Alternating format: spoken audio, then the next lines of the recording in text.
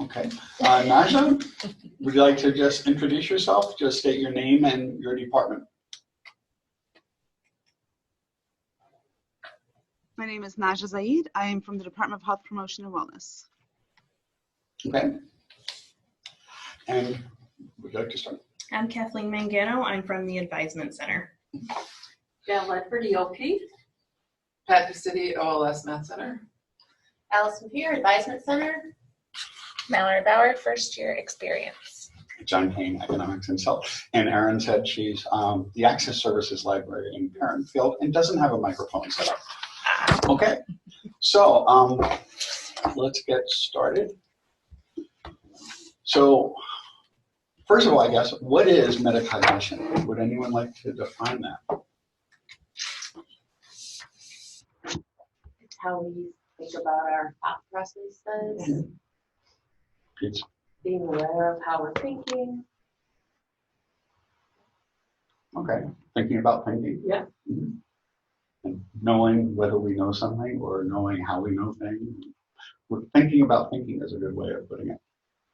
Okay, so just a couple of little short videos. There are reports that there is no evidence of a direct link between Baghdad and some of these terrorist organizations. There are known knowns. There are things we know we know. We also know there are known unknowns. That is to say, we know there's some things we do not know.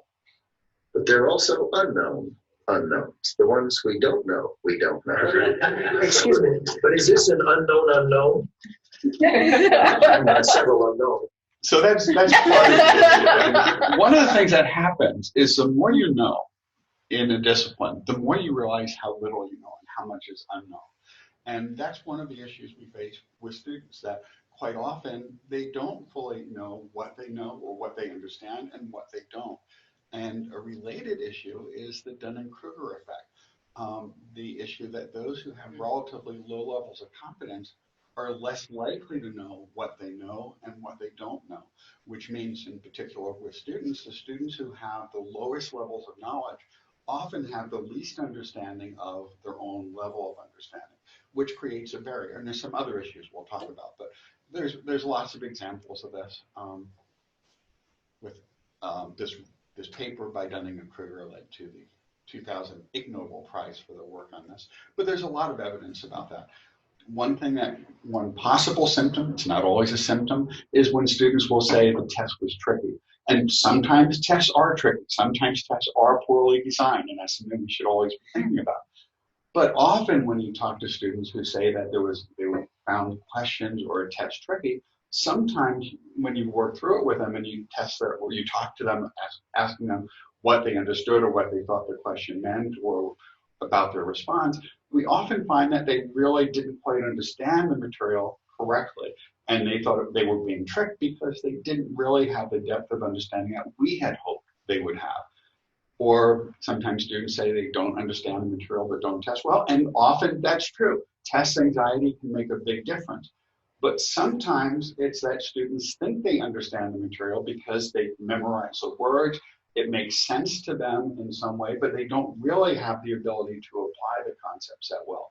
And often just by talking to them, having them work through their thought processes makes it easier to help them understand where the gaps were and help them fill that in.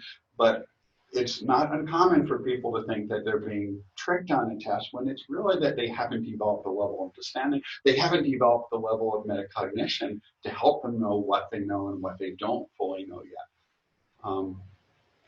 And here's just a quick example. I went to the best school. I went to the Wharton School of Finance, Ivy League. I'm smart. Okay.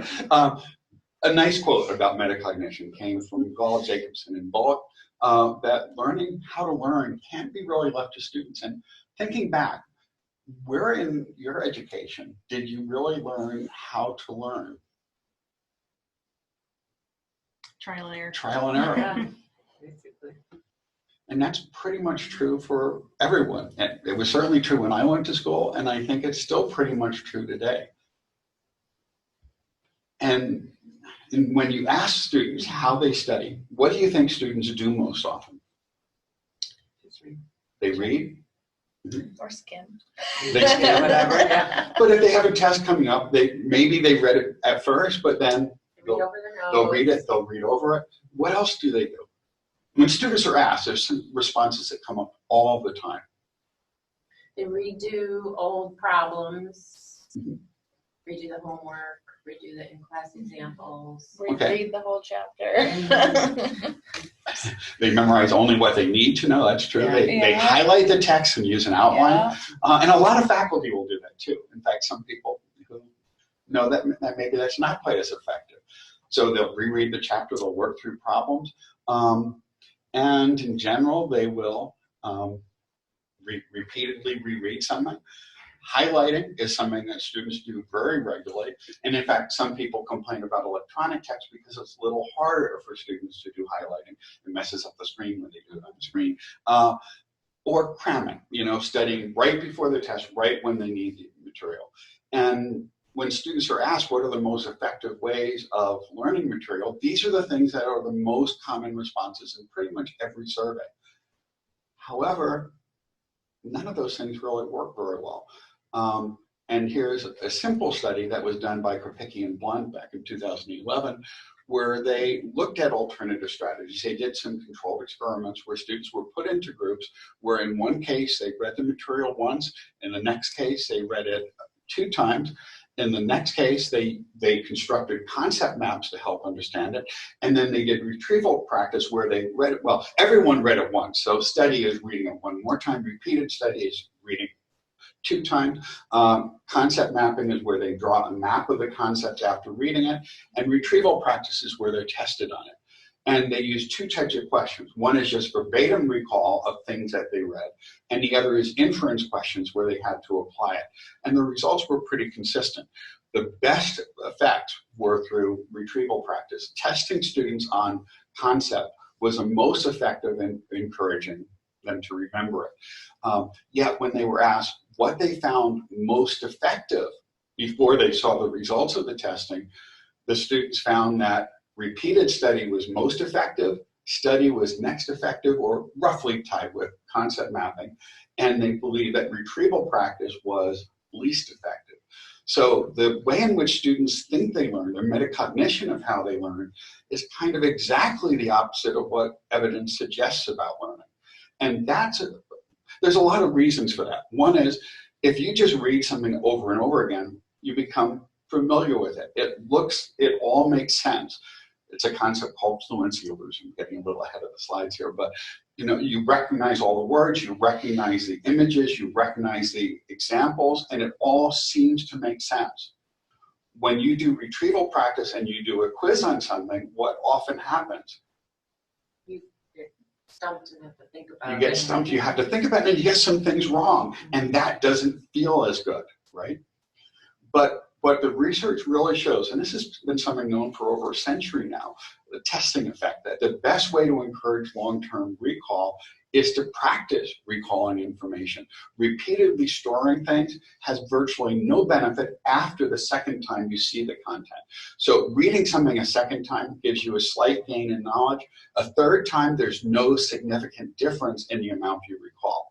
And in terms of cramming, the effect, it's really effective for remembering things within an hour or so, but if you test people on the material a week later, it's pretty much all forgotten. So here's another thing on the same thing. Roediger and Pike gave 3 conditions, where in one case they had students read content 4 times, then they had them read them 3 times and then test on it. And then in the next case, they had them study and then they were tested on it 3 times in a row. And in terms of the retention interval, they tested them 5 minutes after they completed the last part of this, and then they tested them a week later. And notice what happens. When they studied repeatedly, they did the best 5 minutes later. But when they were tested a week later, they'd forgotten most of the content. But when they were tested on something 3 times and they only read it once, they ended up having the highest proportion remembered a week later. And when you test it a month later or a year later, the effect's even more pronounced. That if you just cram things into your brain into short-term recall, they don't tend to stick unless your brain's been taught that it's important and it's important to be able to recall this in the future. And basically, if you want to be able to remember things, you need to practice remembering things. And testing is one way of doing that. There's other ways. You could, do reflection. You could take notes on things.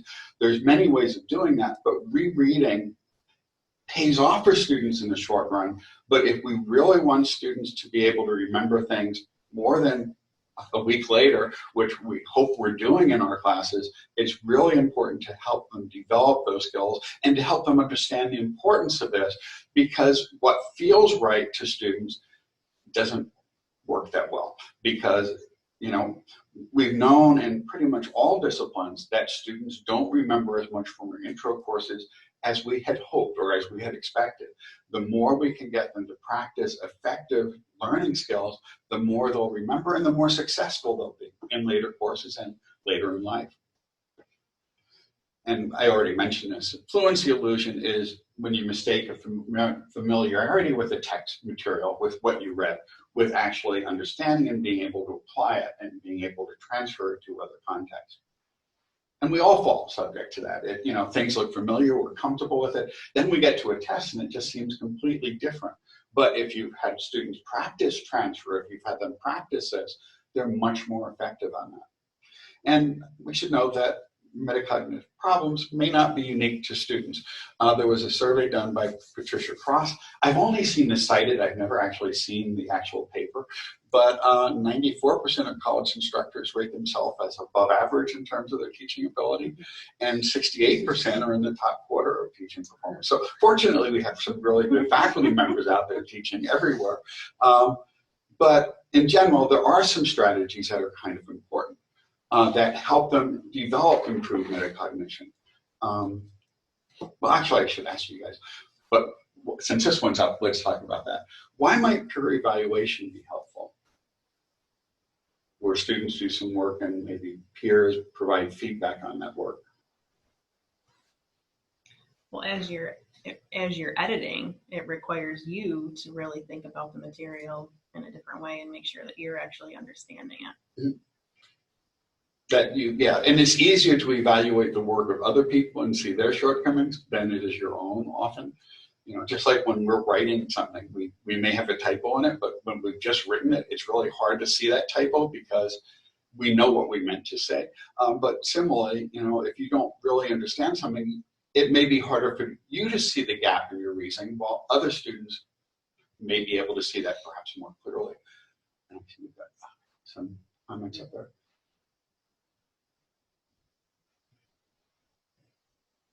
Other things that perhaps, I'll get those comments. It's a little bit, oh, come on.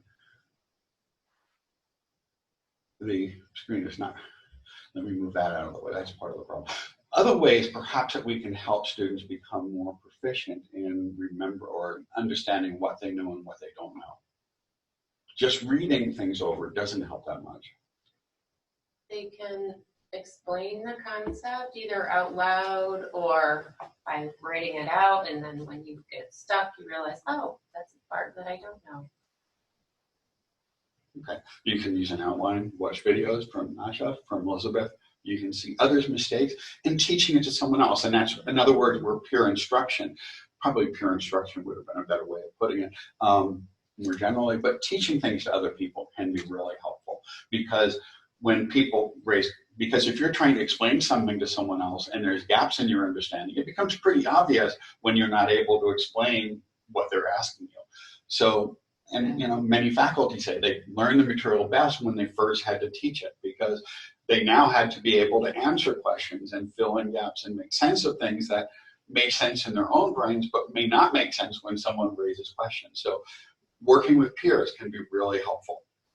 That's one of the reasons that some people say they want to be tutors, the tutoring center, because they need to keep the material fresh in their mind and they want to make sure that, so they want to refresh it by asking other people and helping other people. And there's a lot of research on that.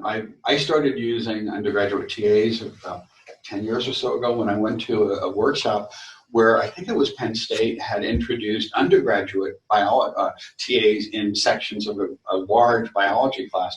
Before that, they only had graduate students. What they did, though, is they tested all the students at the beginning of the class and the TAs on their understanding of the material. They tested them at the end of the class. And what they found is that the students who worked with undergraduate TAs had larger gains in the scores than those that worked with graduate TAs. But what was even more interesting is that the undergraduate TAs had the largest gains in their understanding for exactly that reason, that the act of explaining it to other people really reinforces learning. It's a form of retrieval practice, but again, when you got people questioning you, it gives you a little bit more practice in that sense. Any other techniques? Like a brain dump, writing down everything that you know about it without looking at the resources, and then going back to check and make sure, you know, that everything you put down was right, and then filling in the stuff that you didn't know. And doing that in the middle of the class can be really helpful, where you ask people to do exactly, it's called a brain dump activity, where you ask people to, if they haven't taken notes, to write down everything they recall about the last segment of the class or about this topic. Or it could be at the start of class. And then you could do some type of a pairing where students look at each other's notes and they fill in some gaps. But again, it's a really good form of retrieval practice, and it forces people to better understand what they know and what they don't quite yet. Any others? Self-quizzes. Self-quizzing. Mm-hmm. And there's lots of tools out there for that. There's various quizzing tools out there where you can download sets of quizzes. There's lots of online resources, and often textbooks come with some practice quizzes and other things that are often available for students. Or writing your own questions and then quizzing. Even flashcards can be really useful that way. But if you use them, it's better to sort them and randomly mix them in, because interleaved practice is useful as well. I think I've got a couple others too in here, but I got to go in the right direction there. Frequent low stakes or no stakes testing in class. One of the things that I've been doing more is using Kahoot quizzes in class, which are anonymous, but it gives students just a really quick and fun way of reviewing material and seeing what they understand and what they don't. But you can also set it up using Blackboard or automated quizzes. You could do mastery. Actually, I think that's coming up. No, probably later. But you could have mastery quizzes where students can take quizzes over and over again until they master the content. And that's really easy to set up in Blackboard as long as you have a large enough question pool. And that your students aren't just checking the answers online, because nearly all questions are online within a couple weeks of the time they're posted, or if they're from test banks, they're pretty much all there. But if it's low enough stakes, or if there's no stakes, they really don't have that much incentive to just look up the answers, and there's more incentive in terms of the learning gains. Another thing is something from Bjork and Bjork, which is desirable difficulties, that students learn the most when they find material challenging, but not too challenging. That's where the desirable comes from. That if something is too easy in terms of with skills, students don't really pay much attention to it. It's kind of boring, it's tedious, and not learning that much. If something's too difficult, it's really easy just for students to say, I can't do this, and give up. So the key is to find challenges that are feasible. What's his name? Refer to it as a zone of, Vygotsky refers to this as, or it's very similar to Vygotsky's concept of the zone of proximal development, that you want to find people where, you want to find challenging things where students have to struggle to master it, because the more effort people put into the learning, the better they are to be able to learn things. And by giving students challenging type questions, it forces them to understand what they know and what they don't know, so that they can work on developing their knowledge. And it's useful in general in terms of long-term memory. We help students understand that difficulty piece by relating it to working out at the gym. Like, you're Exactly. not gonna, build your muscles if it's too easy. So there has to be some difficulty to it to get your brain cells to grow and make new The no pain, no gain type of analogy that, by working on challenging things, you're able to reach a higher level. And another thing which is not very intuitive is space practice. The more students space they're studying, the more likely they are to remember it. And that doesn't feel intuitive because the longer you space your study sessions, the less you remember from before. But research shows that you're most likely to remember those things when you review them, when you're right at the verge of forgetting them. A really classic study on this had groups of students who were all exposed to videos. In one case, the classes, it was a fixed set of instruction, but I believe it was done through videos. In the first case, there were 7 sessions. In the first case, they were back-to-back. So they had 6 days of classes or 6 days of these videos, followed by a test on the 7th day. And then followed by another test 6 months later or 7 months later. And in the next case, they were spaced a day apart. And then in the next condition, they were spaced a week apart. And in the next case, they were spaced a month apart. Now, what happened is students did best immediately at the end of it or the end of their sessions when they had 6 days of back-to-back classes or back-to-back days of exposure to the content. They remembered it really well and had by far the highest scores than when there was a day between or a week or a month between. However, when they were tested at a month after the end of their sessions, what happened is the students who had the back-to-back classes had forgotten virtually everything. The students who had their classes spaced a month apart ended up by far with the higher scores. In fact, they did better than the students who had the back-to-back classes did at the end of that. So that space practice is really helpful. So it's not intuitive because when you study things regularly for several days in a row, you remember them better. But in order to get it into long-term memory, to encode it in long-term memory, spacing that practice really helps. So it's much better for students to spend an hour a day studying something than to spend 5 hours in one day before a test, for example.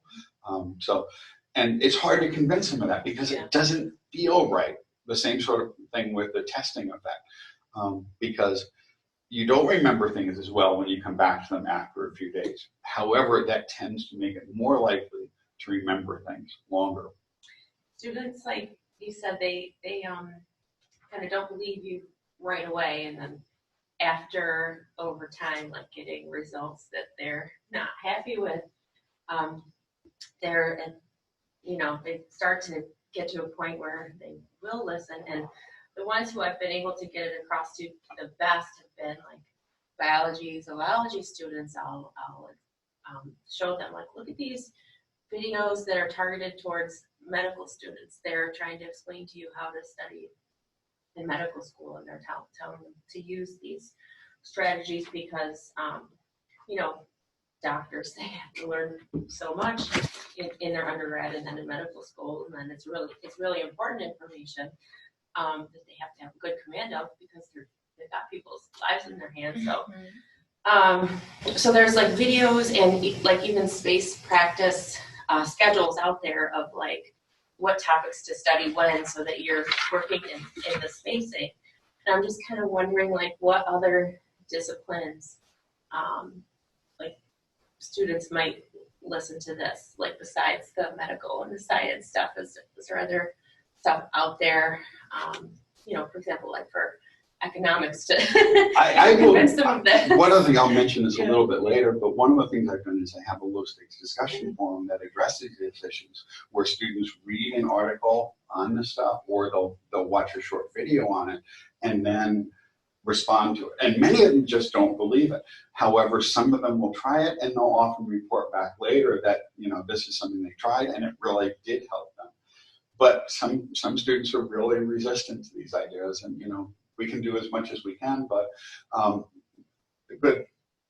one of the things that Sandra McGuire suggested in the book we had for the reading group is one of the best times to approach students with this is when the strategies haven't been that successful. And one of the problems is the strategies, if they've mostly been exposed to high stakes exams, and that's typically the most common experience up to college and often the most common experience in many classes in college, the strategies they have work for them really well in getting high grades in their classes, but don't help them very much in preparing for future classes that build on those. And it's hard, but But if the more they're exposed to these types of things and the more they're exposed to effective learning strategies, the more likely they are to adopt them. There's some research that shows that when students were exposed everywhere in a school or in a department to these types of concepts, they tend to be more likely to adopt more effective practices. When they're only exposed to these things in one class, the effect tends to disappear after that class. And some students may continue, but we don't see the same types of improvements in learning if they don't have a more general exposure. Oh, and another thing is interleague practice. And all that means basically is that you mix up your study, that you don't just keep doing things and you don't just practice one skill and then go on and spend the next day working on a different skill. Mixing those things up is really helpful, which is why if they do use flashcards, randomly mixing the flashcards is more helpful. Or if one way in which some instructors do this is by, if you have a series of weekly quizzes, let's say in Blackboard, for each of the future quizzes, do a random drawing from some of the earlier questions. I've done that in some of my online classes and some of my face-to-face ones, where most of the content is from that week's reading, but there's a random drawing where students are asked to answer questions that they had talked about in earlier weeks. And by doing that, by mixing the practice up, it's a desirable difficulty in the sense that if a classic study that illustrated this was an experiment where they had students watch videos on computing the volume of 4 different 3D objects. One was a prism, one was a cube, one was a sphere, and the fourth one was something else that I don't remember. But in any case, they watched 10-minute videos on those that all the students watched. In one case, and they had 10 questions for each of those. In one case, half of the students watched one video, they answered the 10 questions. Then they watched the next video, and they answered the 10 questions. They watched a third video and answered the 10 questions, and then the fourth. The other half of the students watched all 4 videos, and then they had a random mix of questions where all the questions were mixed in. The students did best when they were tested immediately after they had that block practice, where they only worked on one type of problem, they plugged numbers in. And the students did much worse when they had the interleague practice, where they had questions on all 4 things at once, and they had to remember which application applied. But then they tested those students a week later. And what happened is the students who had the block practice ended up essentially getting scores that were not significantly different than random guessing a week later. The students who had the interleague practice ended up with higher scores a week later than they had when they first took the test. So mixing up practice is really useful. And that, again, is not very intuitive. One of the authors of Make It Stick, when we had one of the authors join us actually in one of the discussions when that was our reading group topic, said, I think it was, I forgot which person it was, but he was in an amateur hockey group, and they were practicing, and he got really upset because they just started to master one skill, and then their coach who was working with them suddenly switched to another skill. And he felt that, they weren't able to perfect their skill with that particular technique because they kept jumping around from one thing to another. And then he realized that what the coach was doing was interleague practice. And that's often done in sports, where you don't just work on one skill, you jump from one skill to another, and then you mix it up in some way where people are doing a mix of things, because that's how it works in real life.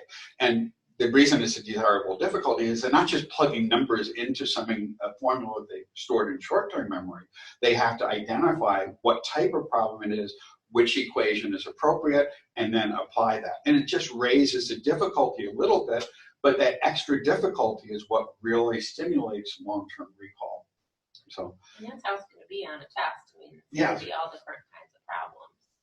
And practicing doing that is really helpful.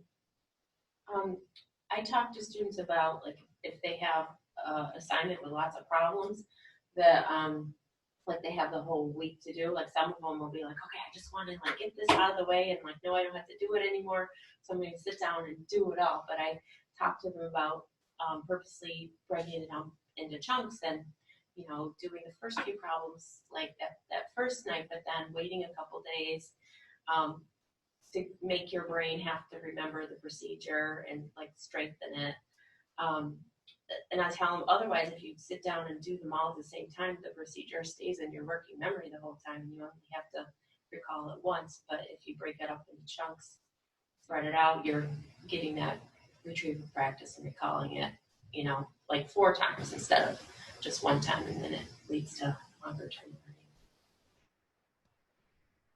One thing I've heard actually from Ramin about Alex is that sometimes students complain about that system because it will often bring in questions that they thought they had mastered way back earlier. And it bothers them because it just doesn't feel fair that they're being asked to do things they've already moved beyond. But what it's doing is building in interleave practice. And you know, you know more about that than I do, but but building that in can be really helpful.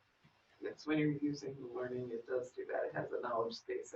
And if you get those things wrong, it takes them back out and says you don't know them anymore. That's what really gets so upset. Well, that's But, you know, but that just means that now it's going to ask you again.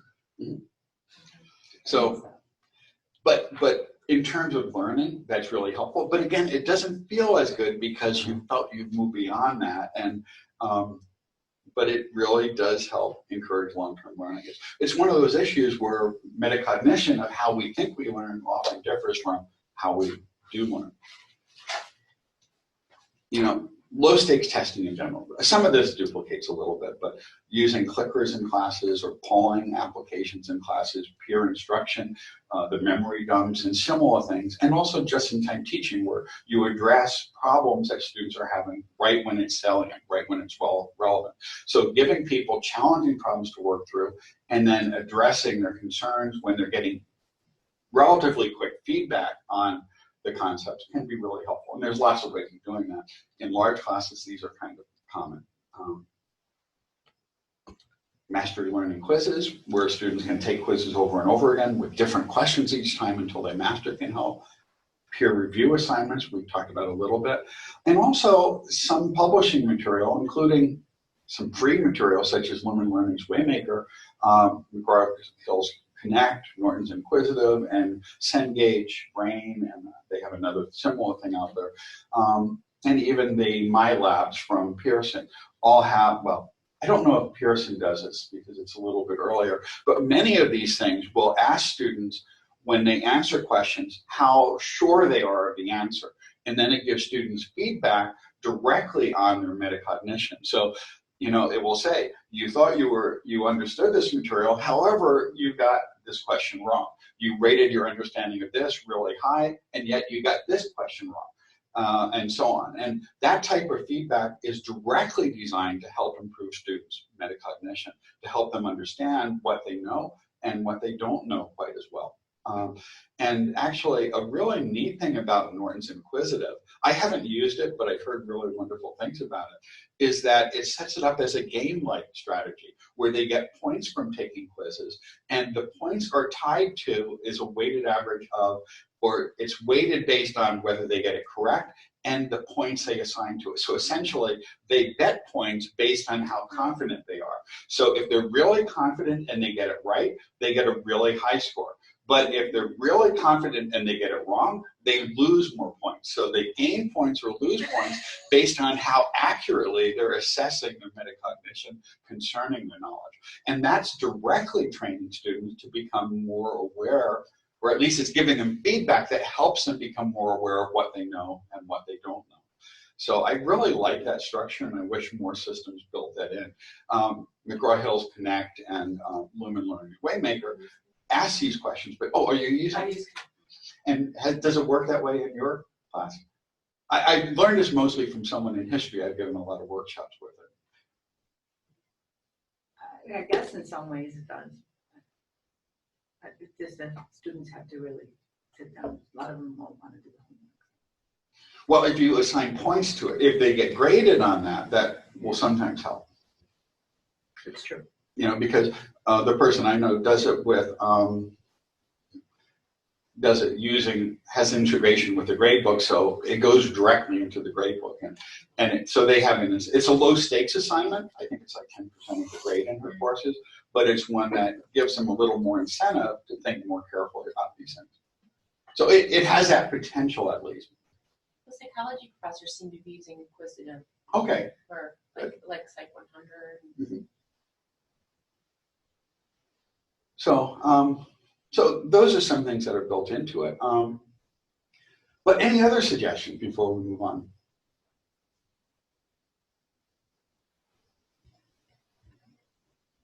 Other things we can do to help students become more aware of what they know and what they don't know.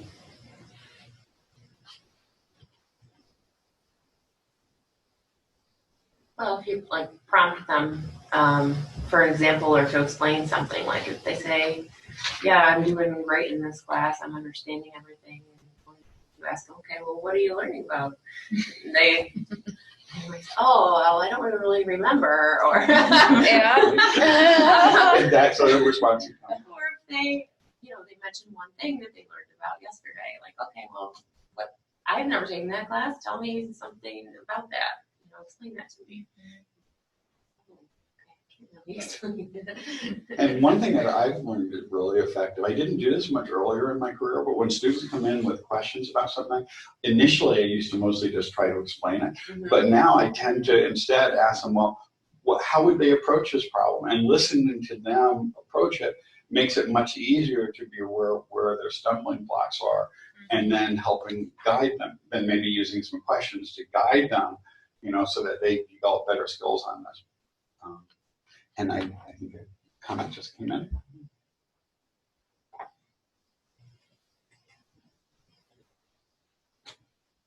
Relating concept to real-time events can help, that's true. Okay. And I never used to do this, but I've been telling them why we're doing things. It's it's real small, but it's important. Like if we do peer instruction, there's like grumble, like why am I paying you to teach me if I'm doing this? But we talk a lot about why and how it's effective, and we talk about the research behind it, and then they tend to buy in a little bit more.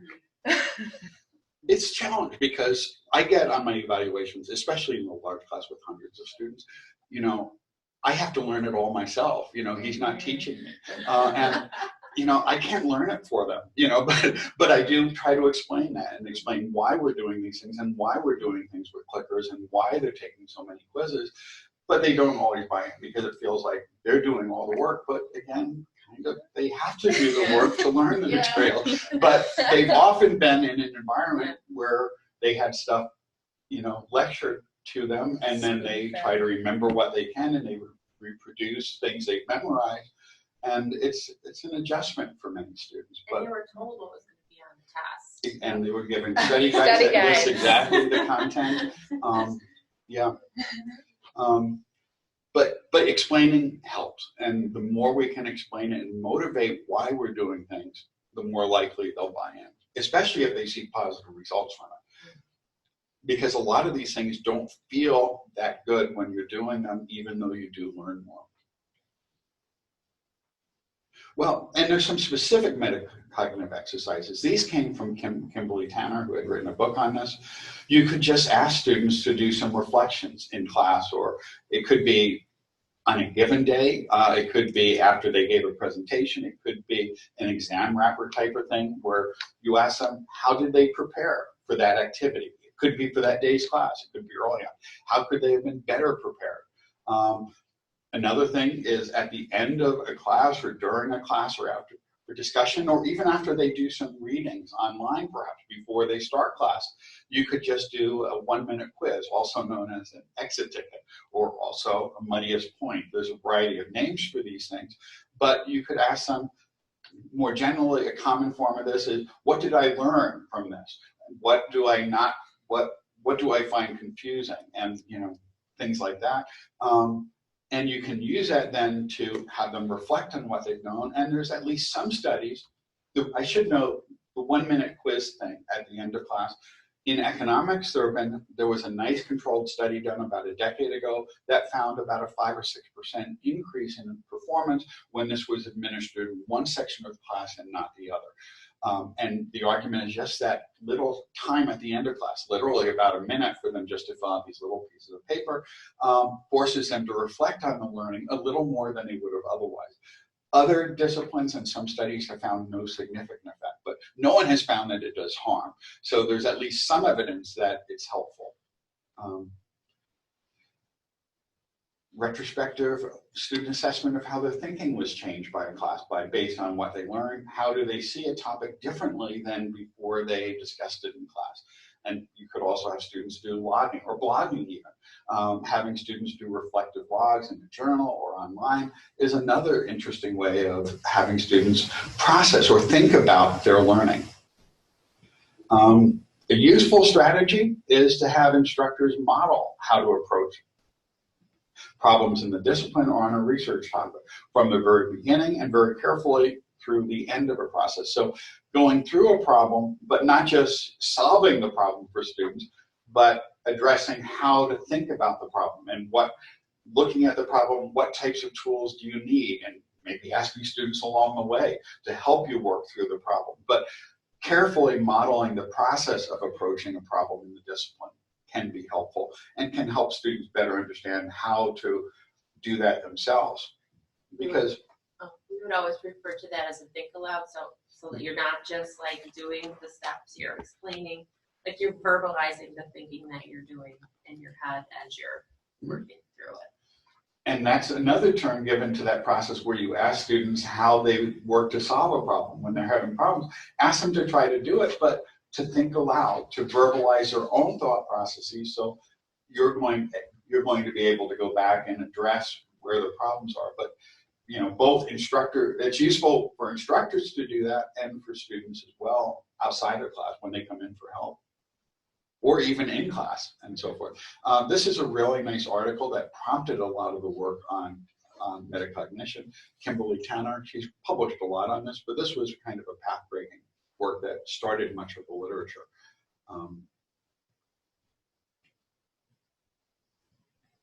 A couple other things I'd suggest before we go to a more general discussion, jumping ahead. If anyone wants these, I can share the slides because there are some links in them.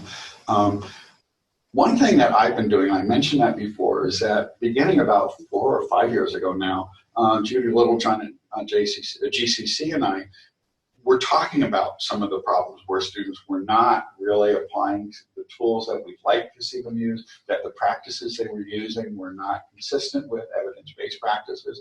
So we both talked about this, and she came up with the name of Metacognitive Cafe. She does it in some history classes. I do it in my intro classes. And there's a set of nice resources here where it's on her blog, but it lists some of the questions that we use. We both use it as a low-stakes online discussion forum in our online classes. I'd like to do it in my face-to-face classes, but it's a little challenging when you have 300 or 400 students in your class.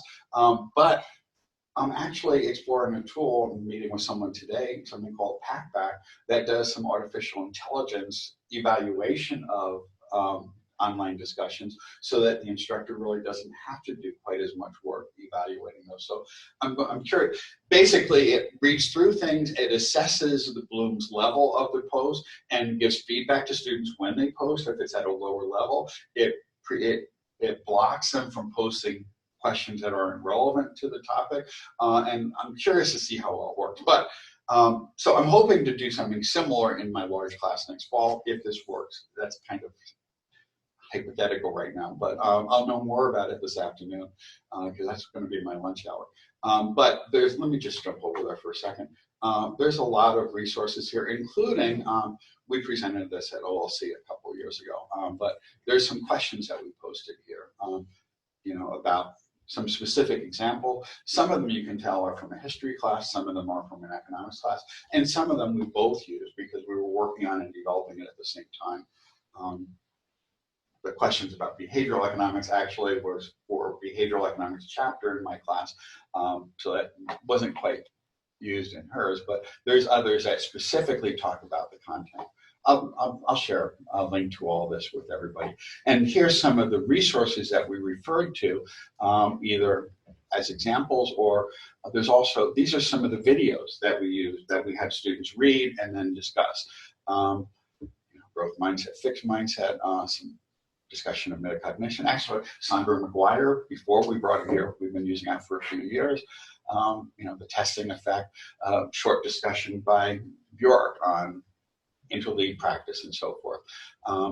And also learning styles. That's one of the ones that gets the most resistance from students because they've been trained from early on that there are these learning styles and they can only learn in certain ways. And we try to break them from that. But at that one, about a third to maybe 40% of students just don't buy into all the research on that. And we tried. But there's also a few podcasts we've done on this. Our very second podcast was Judy, where she talked about that.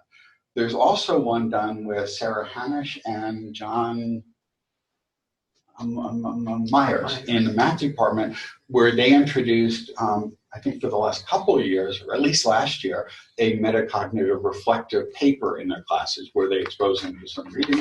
And at the end of the term, they reflected back on the process. They're going to modify that in the future so that they do it earlier so that it's not after the fact, that they can actually use the strategies in the class.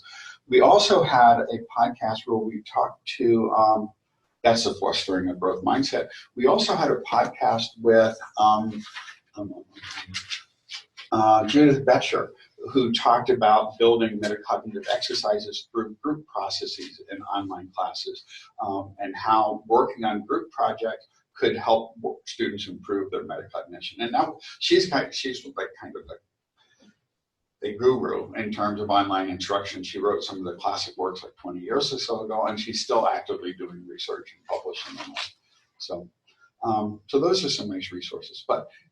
And also I suppose we should know, in terms of the faculty metacognition issue, if students aren't successful, should we really blame them if we find patterns where our students aren't learning what we'd like them to learn? It's really easy to do this, but maybe we could all do more reflection on the teaching techniques that we've selected and whether they're working, and evaluating that and experiment and try to get better results, and just generally think about what can we do to help students learn more and be better motivated to learn more. I didn't want to blame the students because a lot of this seemed to be directed that way. So other things we could do. I tried to cram a lot into this hour, but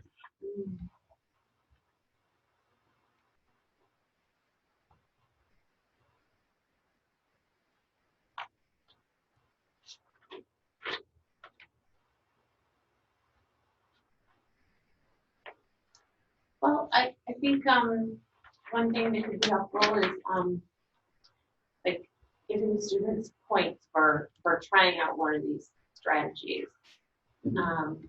We do that in our academic success class. We teach research-based strategies and then give them an assignment to try it out, and they're, it's not busy work because they're using the strategy to try to learn something that they need to learn anyways. And we ask them to reflect on how it worked and what their next steps would be. So, okay, if you found that useful, could you start implementing it into some of your other classes? Or, okay, you did retrieval practice and you found it useful. Now could you start spacing it out and implementing this space practice piece? So they probably wouldn't do it if we didn't make it an assignment and give them points for getting it in. And those are among the activities I asked them, in the metacognitive cafe, and that's 5% of their grade. And there is a total of 13 discussions in there that altogether represent 5%.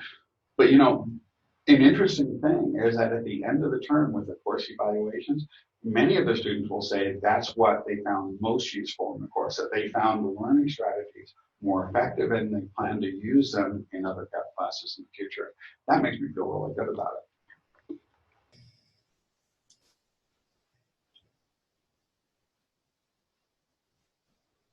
Any comments on that? So yeah, anyone online, just jump in, either type something in or just turn the mic on.